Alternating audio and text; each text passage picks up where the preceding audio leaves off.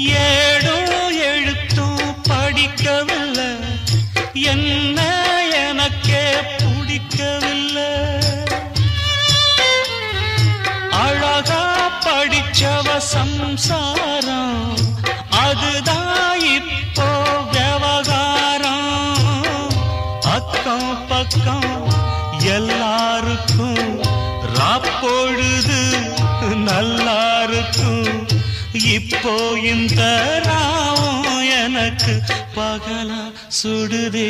ஏன் நான் தந்தனத்தம் பாட்டு தாளமில்லை, ஏன் துக்கம் எதும் கேட்க ஆளுமில்லை.